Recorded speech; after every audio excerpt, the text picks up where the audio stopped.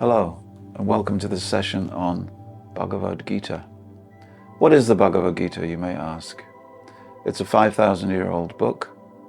It's the written record of a conversation that took place on a battlefield just before the battle was about to commence. Two figures are sitting in the middle between the two armies. They're sitting on a chariot and they're having a conversation. It takes an hour, and it's a philosophical conversation between Arjuna and his friend Krishna. It's a very deep conversation, and many ideas are covered. But this one book has gone on to be one of the greatest wisdom texts all over the world.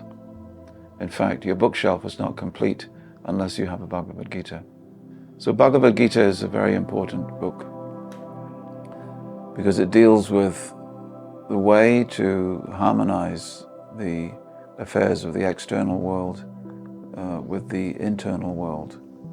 You know, today we have a lot of control through science and technology over the world. We can fly from country to country, we can fly into space.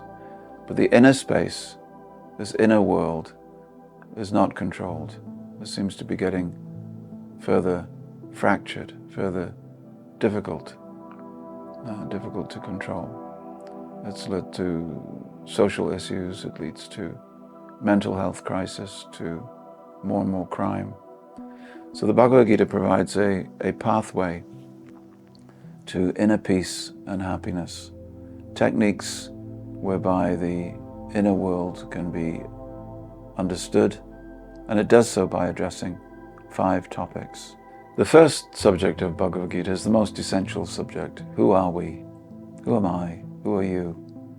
Are we simply the body that changes from birth to old age to death? What are we? Are we simply the mind which goes on a journey from parental control to school control to corporate control to political control and out? Or are we something more? Bhagavad Gita begins at this point by asking that question. In that first chapter of the Bhagavad Gita, it's revealed that we are the non-material self, not the body, not the mind, but the soul within. That soul is unborn and undying. It's unchanging and cannot be affected by any external forces. It's unlimitedly happy, blissful, and it's free. But it becomes covered over at a certain point when it comes into the body. You know, there's an old story told in England by the Venerable Bede, and it took place in the year 700. And a king was in an assembly hall surrounded by his soldiers, and he wanted to know about the existence of the self, particularly after death. He was worried that if he would die, would he go to Valhalla? He must have been a Viking. And so his minister was just about to answer the question when they saw a bird fly in one window and across the top of everyone's heads and out another window. And the minister turned to the king and he said, "There is your answer." King said, "What?" He said, "That bird is the soul, the true self. It flies in the window known as birth, and during its flight, it's crossing over all these heads, which is all the circumstances in life, and it flies out the other window called death." So the king was very satisfied with that answer. So this eternal self is the self that we forget. Unfortunately, it's like a man who was given a beautiful bird in a cage, and he polished the cage and forgot to feed the bird. Just as we would put food in our mouth and petrol in our car and not forget to feed ourselves, so we cannot afford to feed the eternal part of ourselves, the eternal self, the real self. Then the Bhagavad Gita moves on to the second subject. It talks about the world. How does this eternal self interact with the very changing world? How is nature influencing us, influencing our perspective, our decisions, the way we interact? How is it that we are happy sometimes and unhappy the next moment? Is there something that we can do to mitigate against this? These are very important questions. There's an old story of three men, and they go into a forest, one after the other. And one goes in at 1 o'clock, another at 2, another at 3.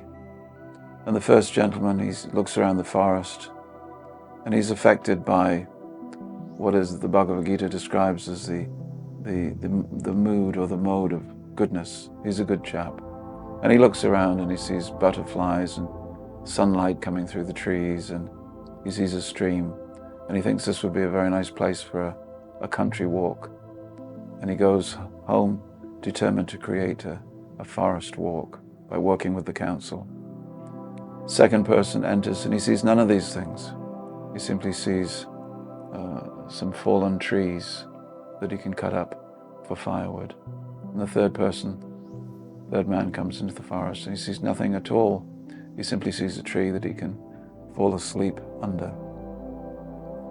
Same spot, different vision, different perspective. How are our perspectives changed by the forces of nature? So in this way we create different activities, and there's a different outcome for everything our perspective creates a mood, the mood creates action, action creates an outcome.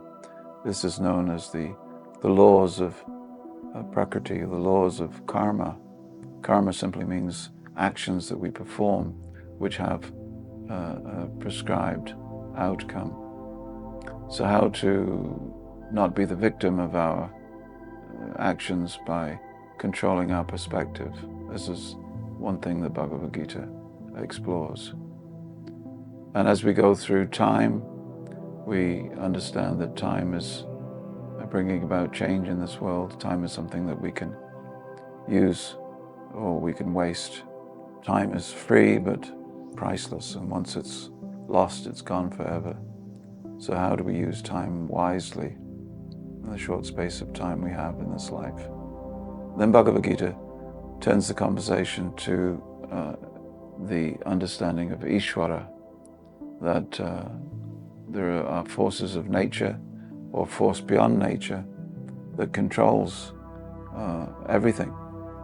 This cosmic force is known as Ishvara, or that which pervades everything. It's something which is sought out by the scientist, by the quantum physicist, and by the philosopher, and by the yogi. And so what is that? The Western traditions call it God. The Eastern traditions call it Ishvara. We use different words to indicate the same controlling power. So what is our relationship with that power? Is there a God? Perhaps. Let's read the Bhagavad Gita and perhaps we'll find out.